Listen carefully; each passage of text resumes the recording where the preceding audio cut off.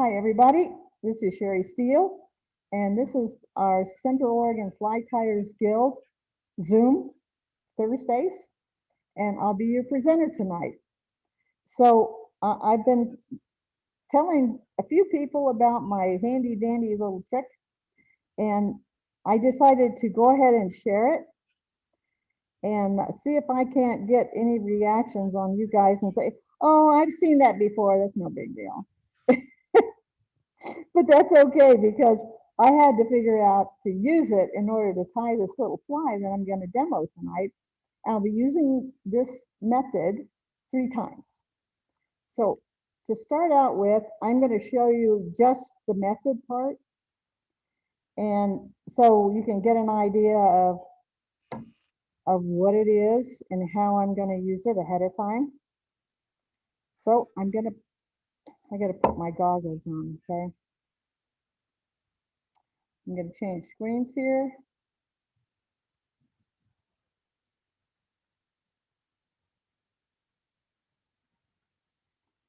So everybody see this okay? It's fine. Okay. So this is the handy dandy trick, and it's not just putting the thread on the hook, okay? This is the other part that's a surprise. And it may not be a surprise to Jerry because Jerry knows everything. I'm just kidding, you know that. So a tail. I'm going to put a tail on this fly. And this happens to be off of a Tantalizer tape, which isn't this fly at all. I'm just demoing the method.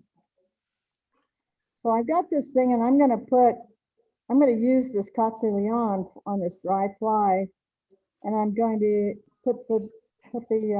use it for the tail. Let's just tip those off. Hold on to it. Sherry, can you zoom in a little closer? I don't think so. I think that's about it. Thank you. So now you've got this tail you're going to put on here. So you hang on to these feathers. This is a normal deal. And I'm using pink thread because it's convenient. Now you got the fibers there, and now you're going to pull on them a little bit. And you pulled too far, so now you got to pull them back. And then you start wrapping, and then you may or may not be successful having all the fibers the same length. So here's the cool thing. And then of course you drop them too. So now I'm going to show you what I do. I take this, and I've got feathers on one side here, so I'm going to use. I'm going to cut this off. Now I got this guy. Now we've got this thing that looks like a comb, and you've pulled all the fibers out. And that looks like a little bit too many, so I'm going to cut off a little bit more.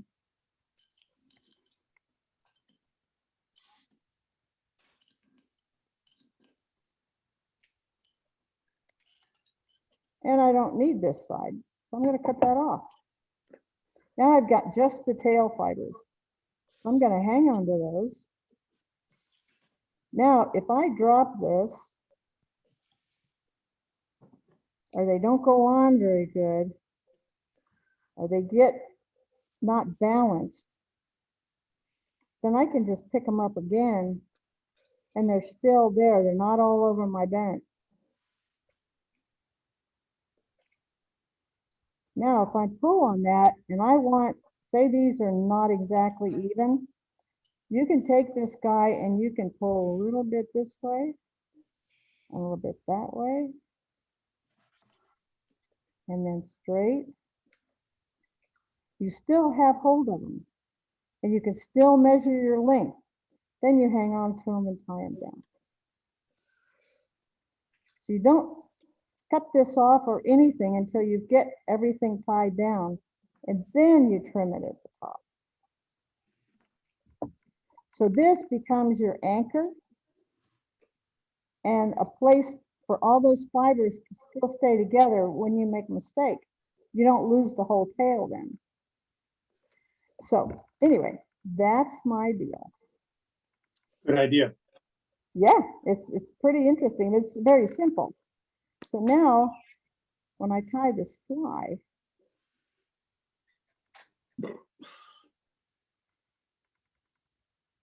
and the some fiber there. Now I'm taking a different kind of feather. Something like this is the teal that I'm using for the tail on the fly. Let's separate it all out. I've got something looks like this. Now I'm only going to need one side of this feather. Yeah, probably even it up. So I'm going to use only this much of it. What I have, instead of wasting the other side, is I will use only half of this feather for the first fly and the other half for the second fly. I'll show you. Even though we're only tying one of these tonight. So now I've got this guy going for me, right? So I'm going to do the same thing as I did before. Take these guys, hold on to them.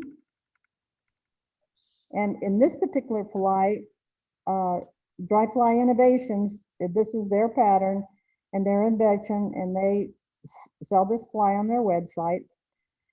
They say they don't, Nate says to go ahead and just, you're going to cut that off. So it doesn't have to be exactly right. So I'm going to go ahead and tie this down. Make a couple of wraps. Now see, if I was going to leave this, I could pull it and not cut it off. And see how you can hold this straight on and the fibers will stay even. And tie down on it. So that's using this method one time on this fly. Cut this off.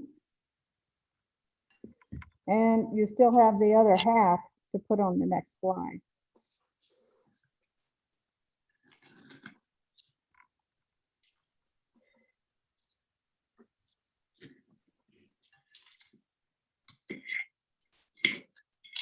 Sherry, I've got a question for you. Sure. Now you put several fibers on that tail. Can you reduce that down to just a couple of coquelicon fibers or? Absolutely. Okay. It can be two. Like if you've got a tail that uses like a real stiff hackle of some sort, like a spay hackle, you can do exactly the same thing if you only want two tails.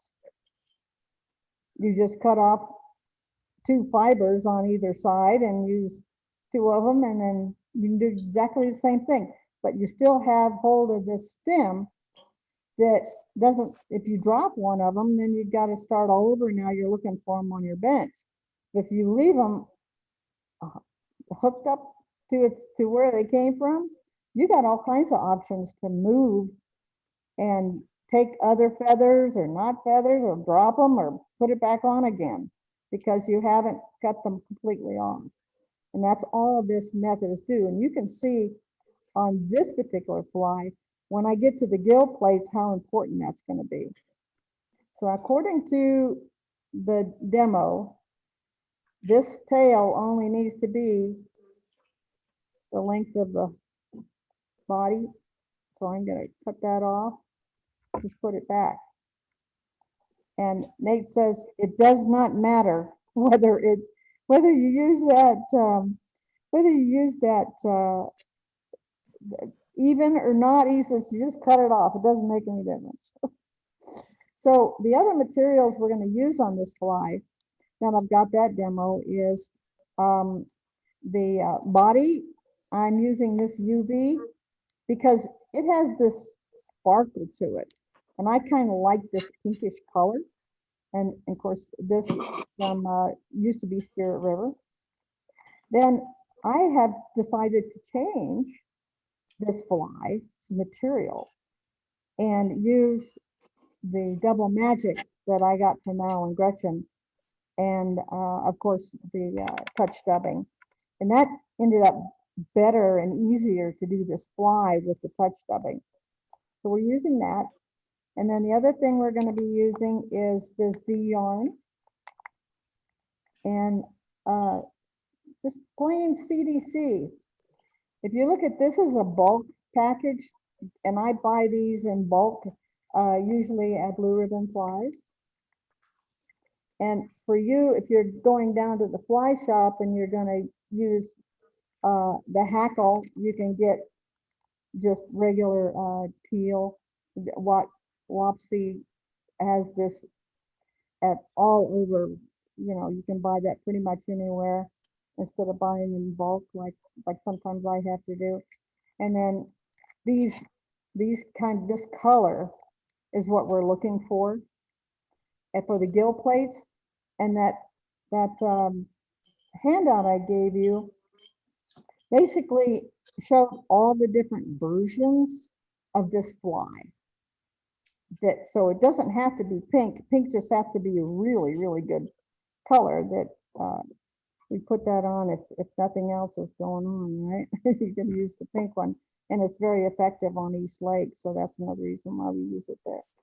And my hooks are organized like this in this little bead case, and so I label them that way, and so I can take them in and out of there. And this is a TNC 100. So the other thing, Sherry, can you mute everyone? There's some background noise. let me see to change glasses. Yeah, there it is. iPad, Betty's pad. I think I got everybody. How's that? Better? Yeah. Okay. Nobody answered. So far, so good. You guys are funny. Okay. Anyway, I'm gonna take my regular glasses off. These are my tying glasses. So what I'm gonna do here is just make a dubbed body. And this is really fine dubbing, so you don't need the touch dubbing for it. And there's an important, this is the hardest part of the fly, is after you get this and this body. And what's important is usually when you do a cigar shaped body, you're going to not have an abrupt edge. But in this case, you want to create a place where there is an abrupt edge. So it comes up here and it stops right there. And the reason why you do that is the gill plates want to stick out. So to get that stick out, you put that abrupt edge. So here's the hackle that I'm going to be using. Now, because just this part from here to here is all you're using for the gill plates, so it doesn't matter that it has a darker part in here because you're not going to be using that anyway. So any hackle that you have for this fly to make the ginger color gill plates would be something like this, which is a full cape. And then here's another one that when you get that ginger color, I don't know if you can see that, but anything that creates that ginger color is fine. And then I picked this one because you can get that readily at the fly shop. Now I'm gonna look at this guy and I'm gonna say, okay, I'm gonna get, I like these right here. I'm gonna cut off this part.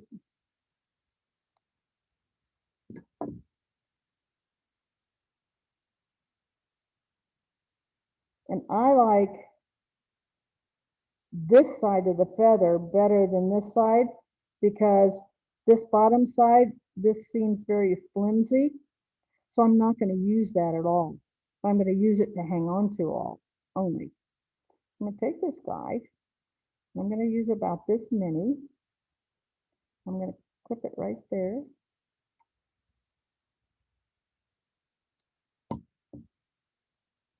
Now we're going to get these, now the point is to get just these little guys sticking out back there.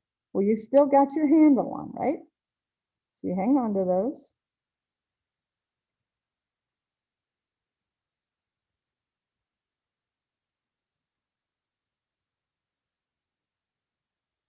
Now the plates are sitting out here and they're kind of on top. So because you've got your handle over here, you're going to move them.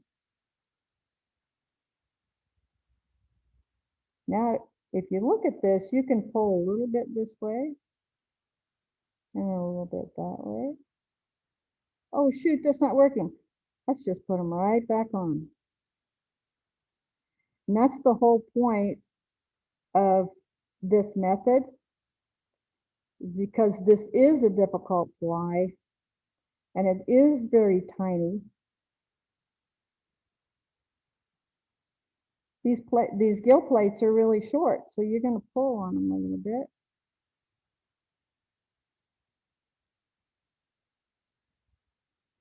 Can you see them sticking out there? So you look at them, I'm going to pull them out and do them again. And what I've found right now is I haven't gathered enough fiber, so I'm going to take another stab at this.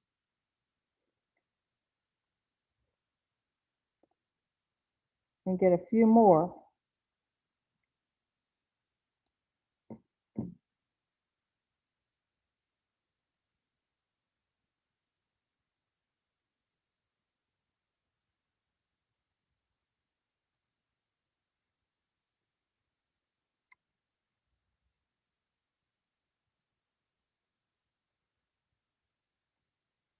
Now I look like I've got some gill plates on there now. I'm going to go ahead and tie down. Looks like I got a few that came from the other side, but that's okay.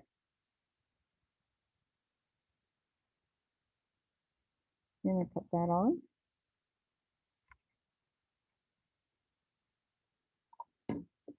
Flip it over.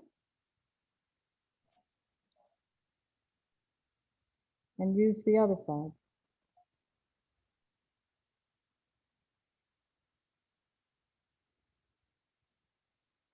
Now this may seem like a lot of trouble for this little fly. But when it catches all these fish for you, you'll be happy to tie more. And I just hung on to that. Now I've still got my handle. You see the difference, how much longer this is than those? Now you're just going to pull on it.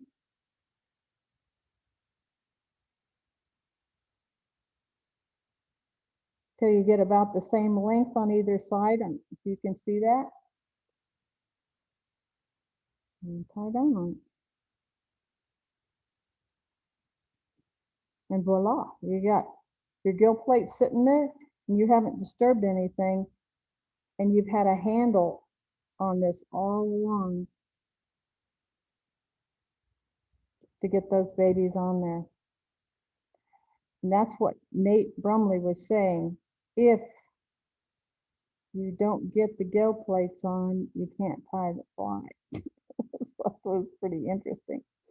So the next thing we need is some CDC. And what he does is he takes 2 bunches of CDC.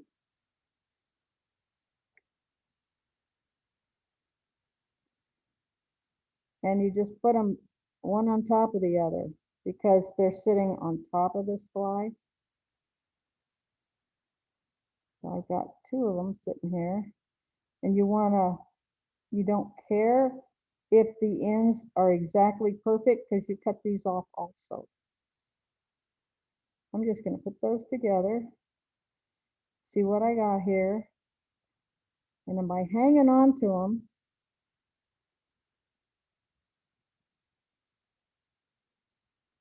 you don't care that they're too long here because you do cut them off.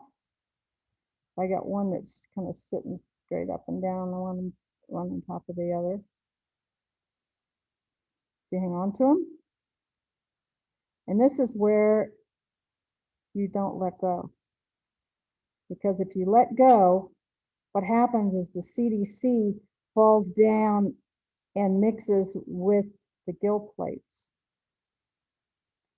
So you tie that down really good.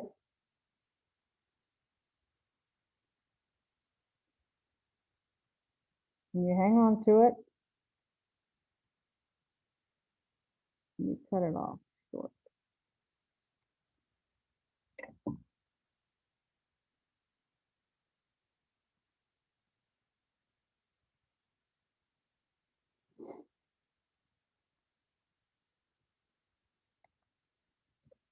Now you got the beginnings of this great little fly. Look at the bottom of that. And that's what the fish are seeing. They're seeing this little gills, and then the CDC calls it, this is a floating fly because it's an emerger. Now, here's what the part that I changed for this fly is I started, I had to buy new wax because I had used up the other two tubes I had. And so I got brand new gob of this stuff. And so you just put that, I'll tap it on a little bit. And I really like this color for this fly. It's just the right color pink. So, and I thought at first, I said, boy, this sure is a little teeny tiny package, but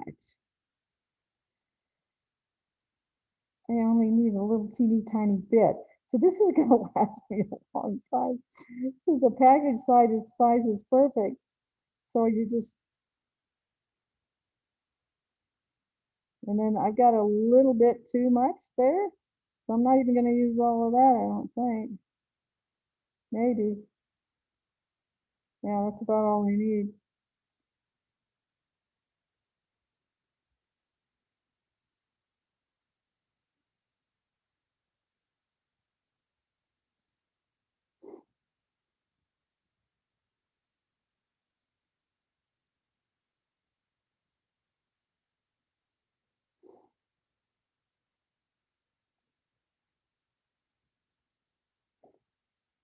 Here's the other piece that you guys are going to be, I'm going to entertain you quite a bit here.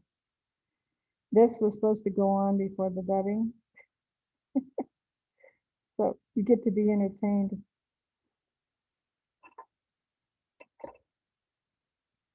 So this is the Z-line in the front of the fly. And I use my bodkin to separate that. Because you don't need the whole strand. You're just looking for just a little bit. So the way I mount this,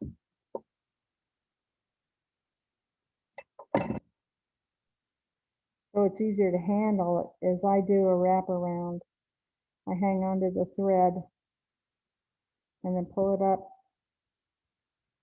Got some dubbing on there. Hang on to it.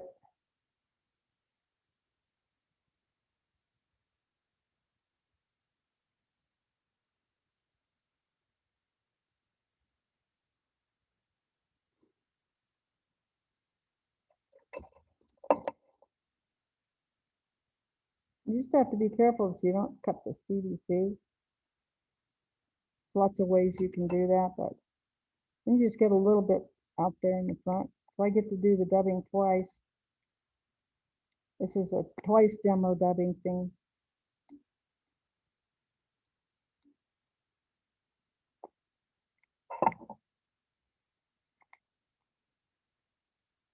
I'm quite hooked on this Antron. Has just enough sparkle in it.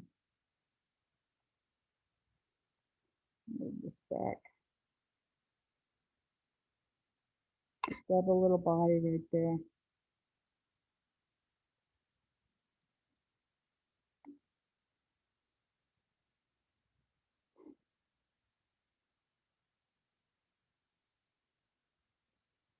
Twist in it.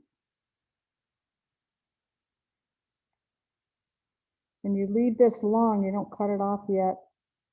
And pull back to make the head.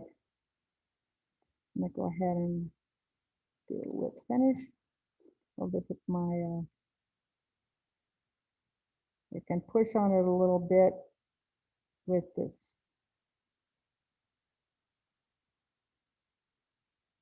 half hitch tool.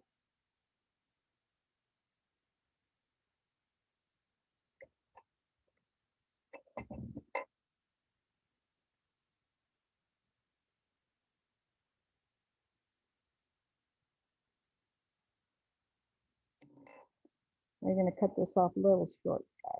Right there, like that. I use my fingers. Let's see if I can show you how to do that. You don't want it very long, so you're going to make it just a little bit beyond the hook eye. And that's your merger. So if you look at that chart I gave you, and how I got the chart was I bought the DVD, and then as the DVD was presented, I compared it with the flies that Nate was selling on his website, and then I made the chart with all the different colors.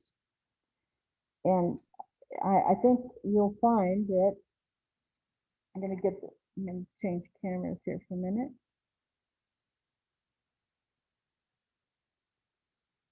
Hey, Sherry, what else is on that disc with the tantalizer? Is it a disc or? It's a step by step. Okay. But then No, what other flies are on that? Is it a good disc to get? well, it is a good disc to get because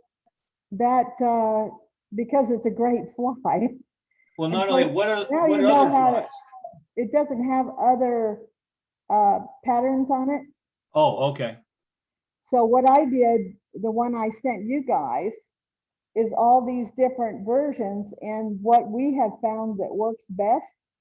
So if you look at your sheet, the first one is a pink tantalizer, but then on East Lake, the Calabasas version, and what's different is you use a darker abdomen, and you still use ginger, but it's a little darker ginger, and a dark tan thorax. It's dark tan, super fine. But the black tantalizer is one that Eric uses quite a bit because it's very, very effective. So those are the first three I've listed there from left to right are the most common colors.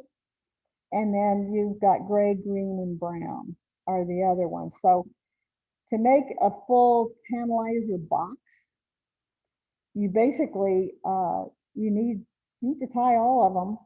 And of course, the smaller sizes too, because it is an incredibly effective fly. So Mr. Steele has a fly box that has just tantalizers in it. It's just like amazing that this fly is so great to work with.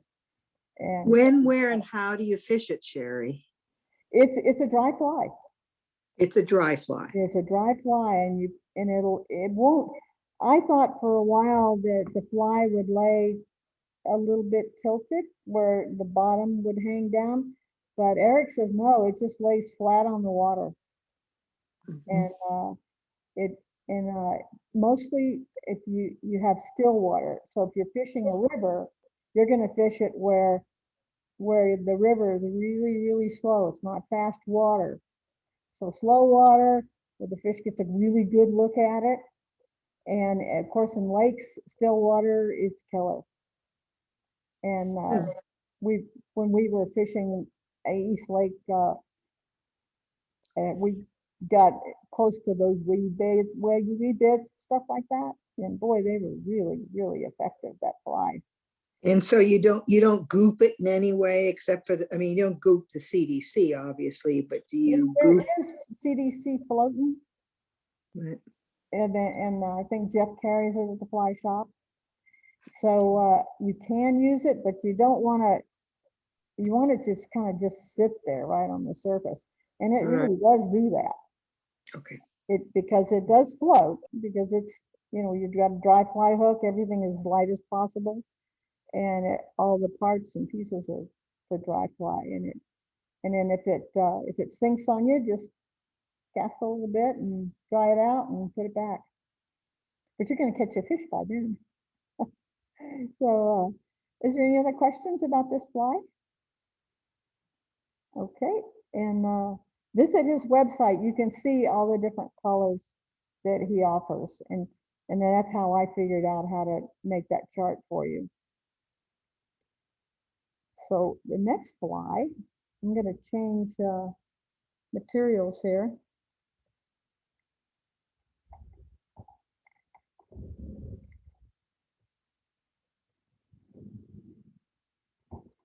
Now this is the fly that's so interesting. And it's interesting because how we came across it. And that was, we were fishing the Harriman Ranch. We were going to fish it. And the parking lot there at Henry's Fork there was no one there. It was just empty when we got there. So we pull up, and then this guy drives up and parks way at the other end of the parking lot. And here comes this old guy, and he's got his back open and stuff. And of course, Eric had to go talk to him, right?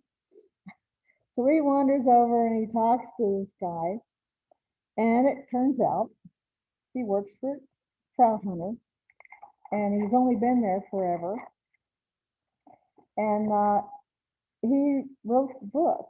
He basically has a book that I gave you guys a copy of that book, and his name is John McDaniel, and the Fishing Henry's Fork, and I gave you that picture too. So he gives me this fly. He gives Eric this fly and said, Eric,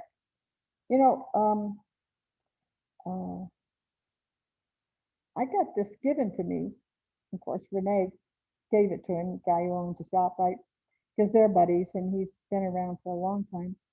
And incidentally, he's the one that drew the map of the Henry's Fork that's sold in the shop. And he said, this is a little different than what we sell in the shop, but he tied it for me, and here. So he gave one to us, and we left. Well, I took it back to the trail, and I wouldn't let Eric fish it until after I'd copied it. So that's where this fly came from. And Eric says he's fished this fly, and it's supposed to be an aquatic wasp to represent an ant. So anytime you got ants, or if you're fishing them in Montana, and the aquatic wasp is very prominent there in the summertime, this fly is a killer. So not having the pattern, I had to go figure it out, which was really kind of interesting. So I tied some, and Eric started fishing them, and he's really catching a lot of flies. And lo and behold, he runs into these two guys from Trout Hunter. He said, what you using, Eric? And he goes, well, I got this wasp pattern. And he goes, oh, we know where you got that. Would your wife tie that for you? Yeah, she won't give me the original back. So we had a lot of fun with it. Let me switch over here. He was really, really a neat man to meet.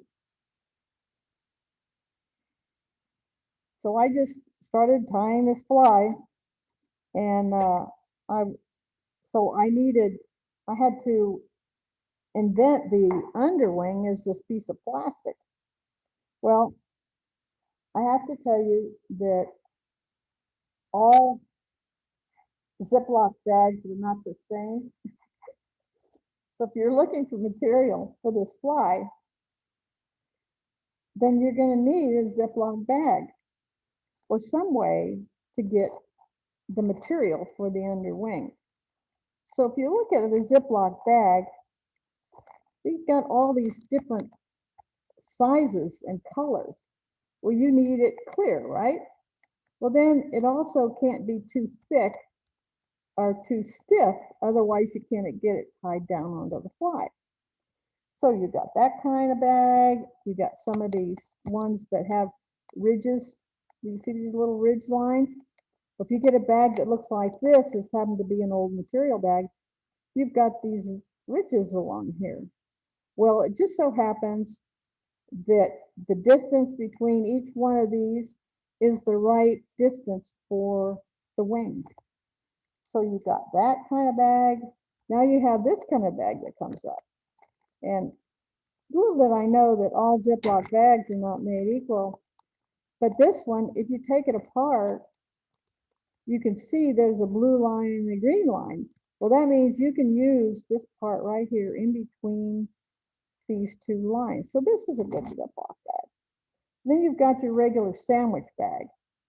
But a regular sandwich bag, you don't have a guideline because this part between here and here is too fat. So then you pick a different bag. So you keep going through these until you find a bag that has the right distance between two places, which would be one like this one right here happens to be a really good one. Of course, I've already used it. So you see where I'm cutting that? And that gives you a guideline so you don't have to figure it out. You just take your scissors, and Walmart scissors, by the way, not your tying scissors, and you cut right along the top of this guy.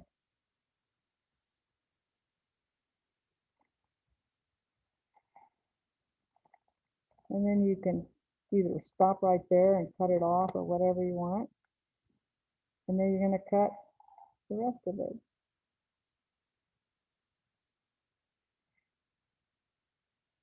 So that turns out the flexibility of that particular sandwich bag, and not a freezer bag, happens to be the right flexibility for your underwing. So you hang on to that. So basically, you have unlimited supply of underwings. The other material in this fly, which can get really, really complicated, it's a little difficult because you need a rust-colored hackle. And you all know that not all hackle is the same. And you can pull a piece of hackle off of this guy and you think, wow, this is just perfect. You yank it off. And then you put it on the fly and you say, well, let's see, is this the right size? As soon as you pull down on it, you can see how tall the fibers are. Well, it looks like it's going to be really thin. That means that you have to size the hackle before you start tying. That has to be the right. It can't be too big. This happens to be too big for this fly. Does you see how far it goes up? So the size 16 is real. You can't have those fibers. I'll show you this coming down below the hook eye, the hook bend there. So this piece is too big. So hackle picking is really, really important. The other thing that's important, of course, is the CDC. Well, John Crefton and I were, I think we were in Blue Ribbon, and they had all these colors and big bulk bags of CDC. And so we bought some of them. It turned out this color ended up being the exact color that I wanted to use on this fly. But if you're looking, you can buy Nature Spirit. Nature Spirit's color on this guy is just fine. And so you can see the colors, they will blend in and they'll fish just as good as the other one. And then The other thing is Nature Spirit again. You need, this guy is, I'm gonna put the backside so you can see the different colors. The back of this fly is lighter than the front. So you can get this Nature Spirit at the Fly Fisher's Place. And the other thing that I'm gonna use tonight is this box of just super fine. And the name on this is, for the darkest part is mahogany and the other one is brown. Now, those are the two I'm using, the mahogany and the brown for this particular fly. So we're gonna have some fun with this guy. So I'm gonna change thread color here. I'm gonna go to black.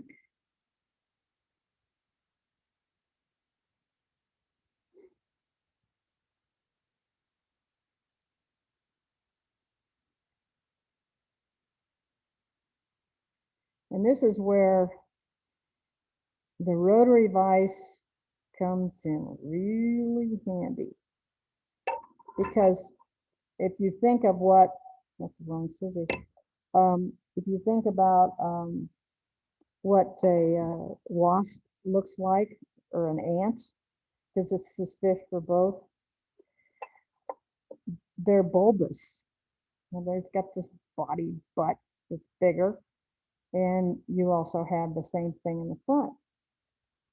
So in order to build it, you're actually building. So, and you're using this super fine dubbing. I'm going to put that on.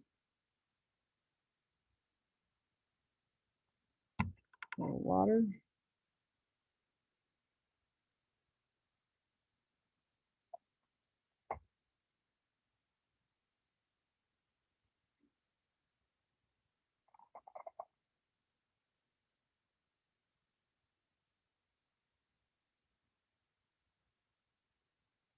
So you're just doing the same thing you would if you were building any kind of a body. You need a dubbing noodle, just as if you were going to do a cigar type body, only you're going to put this all in place. So I'm going to use my rotary function. And what I do is I go slowly so I don't whack my thread. I'm going to build this back end and then I'm going to stop right there. I'm going to put a twist in it. Down a little bit tighter. Now I'm going to go back.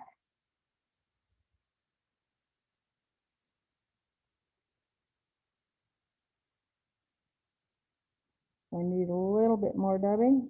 So you can build this body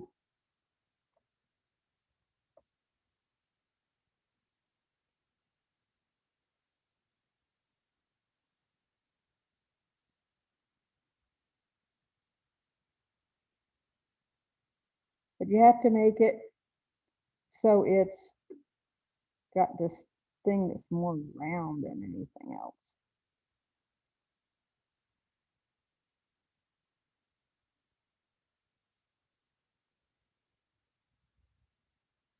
I'm going to put a twist in it to get that bulb to show up.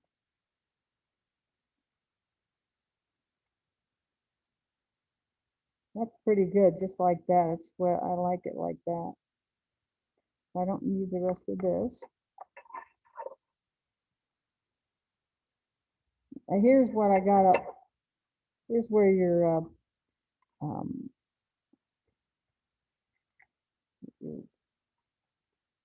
here's your underwing. See, that's your little bag. What I'm going to do is to get this tied down, I'm going to put a little point in here. So you get that point going.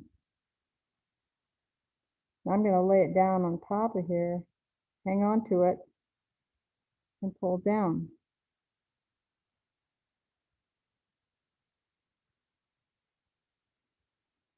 Now, if you have too stiff of a Ziploc bag, you can't get this is to form around the hook like that. It wants to spread out and slip all over the place. Then I'm gonna trim this off, and I'm trimming it even with the base of the hook, the hook bend there. That's about that far. That's about all you need. Now the CDC.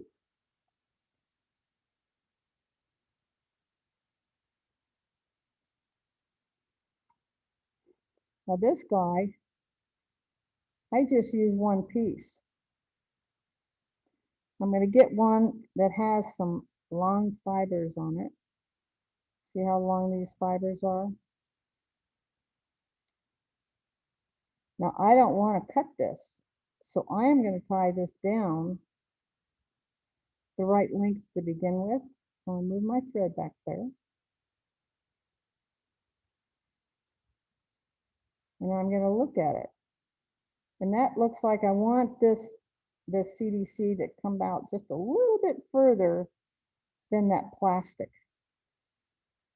I'm going to change hands. Tighten this down.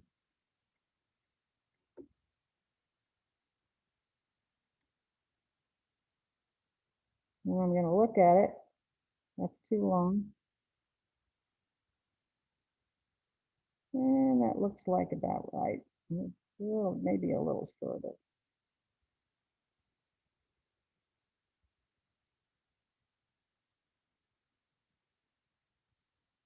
Yeah, that looks pretty good. Well, maybe not. That's a little bit too long. There. Now here's one thing that what really got me a little confused when I was trying to duplicate this fly is, of course, the hackle. I'm going to go ahead and pick one of these hackles. And of course, I already sized these, but you can do that too by just making sure you pick the right one, that it's not too big, too long.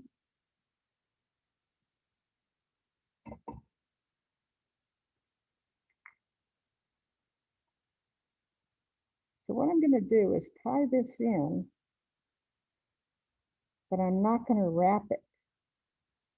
And you could do this either way, but I found is if you go ahead and wrap this hackle,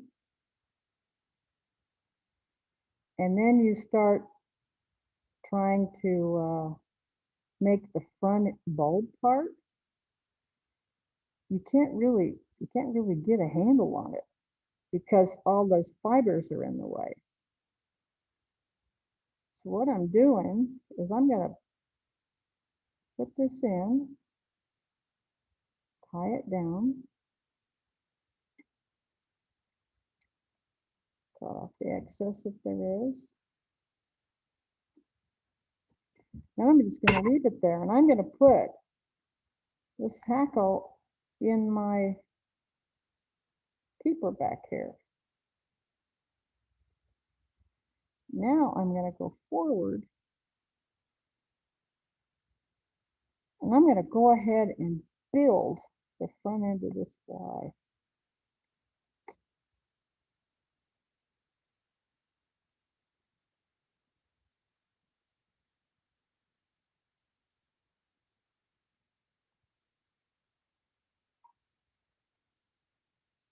And by building it ahead of time,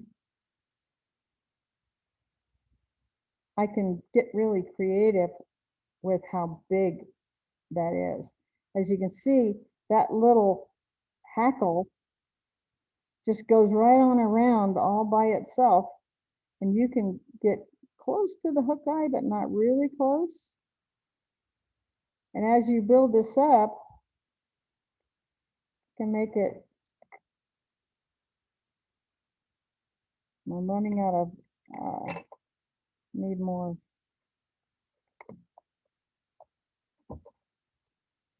dubbing. You can just keep adding to this till you get what the front end of a wasp really looks like, because it's pretty bodied up right there. So just added a few more. a little more dubbing.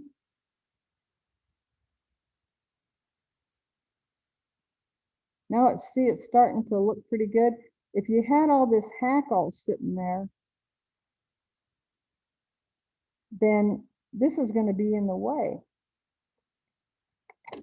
You can't really create something like this. So I'm going to do a little bit more.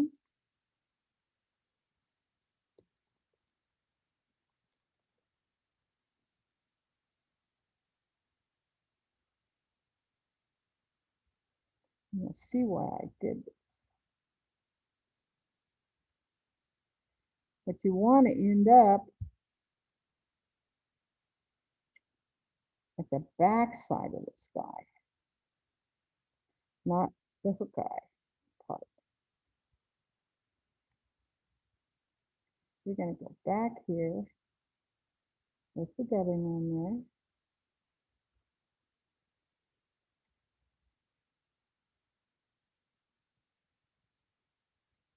Now you're going to wrap your hackle.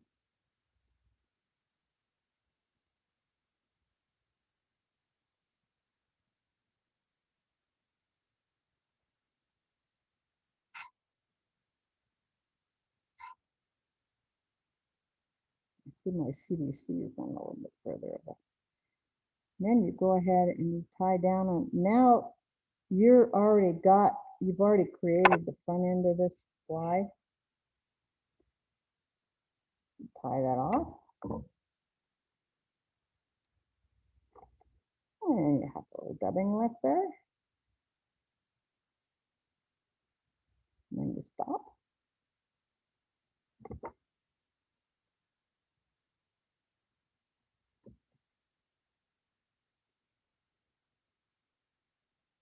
Now you go ahead and make a head right here.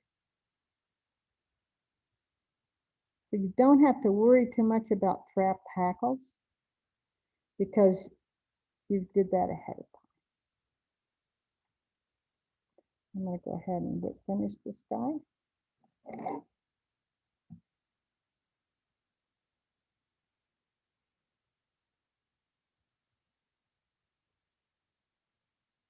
And then I'm using that new horse. It's a horse hoof maker stuff that Al, the stuff right here, turns out I really like it. And I did take my, the actual fibers and I clipped off a lot of this because it runs a little bit thinner than Sally Hansen's. So I cut that all off so I had a smaller brush.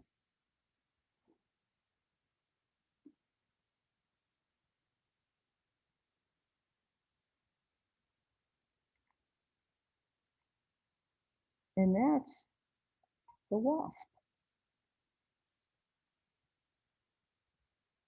And it fishes like a son of a gun.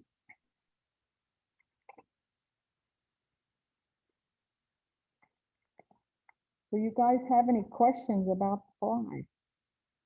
Sherry, is the hackle supposed to go past the hook, the barb that far down, or is that about the largest you should use? That's as big as you want it to be. Okay. Do you want it concave forward like that too? It doesn't matter. As long as Okay. it floats.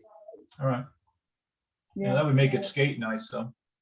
Yeah, you could do that if you were skating. It's just a dead drift. Yeah. Like, Okay. you know, the bug falls in the water and it just sits there Okay. and just let it go. And it has been very, very successful on pretty much any slow water you have. It's just not a fast water fly.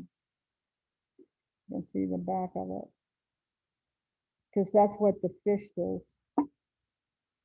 Oh, Dolores likes it because she fishes the Henry Fork all the time. So that's what the fish sees when it gets on the water. You got that little plastic thing out there with the Ziploc bag, and not all Ziploc bags are the same. Sherry, this is Doug. It looks to me like on the handout that the hackle on the bottom end of the fly has been clipped, so you could fish it either way. I don't think, it might have been, I just used a shorter fiber. Mhm. In other words, a shorter hackle. I have some other ones, they've got a box here. I have some other ones that I tied ahead of time. I can show you that. You can see that. Mhm. Yeah, those are the ones that I tied for tonight. Of course, I've got so many more to tie. And I have, this is a new fly for me. So until you've tied 100, 100, you kind of get it after 100 flies. I'm not even close to 100 of these yet, but I've got a couple dozen to tie for us for our trip to Montana. Nice. Do those work? Would those work on like in the Fall River or Yeah. Metolius or anything in the summertime? Anytime you see ants, or of course, because this is called an aquatic wasp, it dubs as a ant pattern too. So if you see ants that are all along the shore and what have you, and they're crawling around, go ahead and fish it. Have you done it in rust or a reddish color? This is rust. This Okay. is the rust color. Oh, okay. Yeah, did I see? Let me look at the. Yeah, I got it. Okay. Did I get it? Okay. Yeah, the color just didn't come through. So it's Okay. been really a great one, and very successful on the spring creeks in Livingston.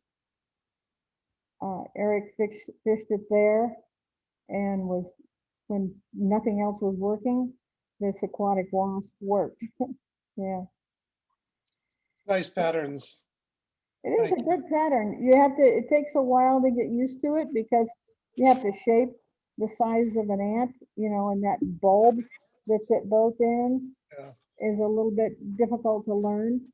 And you can probably tell that, not all the body on the fly is, so I'm inconsistent right now with tying it because I haven't tied my 100 flies yet on that particular bag. So, so you guys have any other questions about this fly or the other fly? And I'd like to talk to you a little bit about the next class, which is Jerry Coviello. And he's tying a moose mane emerger and a beadhead prince net. And it's kind of cool that he's the chairperson for FFI Nationals Fly Tire Street. And I want to let you all know that we are going to, the FFI National, we're going to be asking you guys to tie some flies for us. And we're going to have a virtual expo in November. And they're working on the main flyer. But we thought, well, our guild would make 2 plates every year, one for national and one for our expo. And they said, well, now if they auction it off during this virtual expo, now you've got shipping involved. So we decided last night that maybe it would be a good idea if we just asked for boxes of flies that are like over the top. Like not just one fly in the box, some real stellar, like a whole box of emergers, all different kinds of emergers. Caddis flies, fishing flies of some sort that fished all over Western rivers. If we provide boxes of flies for their auction, then the shipping becomes a lot more reasonable as far as getting the boxes to the the fire. The other thing we're going to ask you guys for, which is pretty exciting, and I reminded them if we do it this way, we won't have shipping because we're going to ask for hosted trips. So if you have a place that you like to fish and you invite somebody over to go fishing with you, it's a hosted trip. It's not necessarily a guided trip, which we are going to solicit, trying to get some guided trips donated also. But that means that there's no shipping charges. So we'll be able to have these donations. So if you feel like you'd like to donate a trip to host someone from anywhere in the country, or maybe someone from another country, they're going to auction off these trips as part of our deal. Then the other thing we're doing is the Oregon Council has been asked to recommend tires to do workshops. So the workshops are going to be really important because it's still going to be part of the virtual deal. So needless to say, I was volunteered to do workshops last night. Say, well, Sherry's going to do. Yeah, so now I've got to come up with my workshop. And they're going to be asking us for recommendations. Well, I know that Jerry Chris has already volunteered. And Dick Robaugh said that he was interested in giving a workshop for National this year. So if any of you guys are up for that, that'd be great. Let me know. We'll do Zoom training if you want. And if you want to recommend somebody to do virtual training, we'll get you guys going on whatever you want to do. And then we'll make those recommendations to National to help them out with this virtual expo. And it's going to be a really big deal. And it's going to be really, really well done. And they got the right people organizing it. Tilda Runner is a major role for getting the scheduling and everything done. So it's going to be a big deal. And Patty Lucan is like their expo chair, so to speak. And then so they're going to have casting. They're going to have everything. Marianne Dozier, I think, has developed quite a program on how to do casting programs virtually. So we're pretty excited about. So if you guys have something you'd like to donate or think about donating something, that'd be great. And our guild will come up with something, and maybe we'll do a giant guild fly box or something. And then each one of us will contribute to that fly box. And then, so it would be a major auction item. Because if we could get one of those really big fly boxes and put them all in there and just make this huge thing, they could get some serious money on it. And so our guild would be very grateful. We're going to get this done. And I have a time schedule for you in another couple of weeks. So the other thing that's going to happen is Jim Ferguson on the 19th is going to do his 6 super caddis patterns and a slow water peacock caddis hammer, something like that. I don't know. He's got some verbiage there that I'm not familiar with. And then our buddy Jerry Chris is going to do the last one on April 29th. It will be our wrap-up class. So there'll be a lot of tying going on and just goodbyes when we're done with that. It'll be the last one of this series. We plan on starting it up again in December of next year, maybe even November, to give a little more time. So any other questions? Everybody still happy? Yep. Okay. Thank you very much.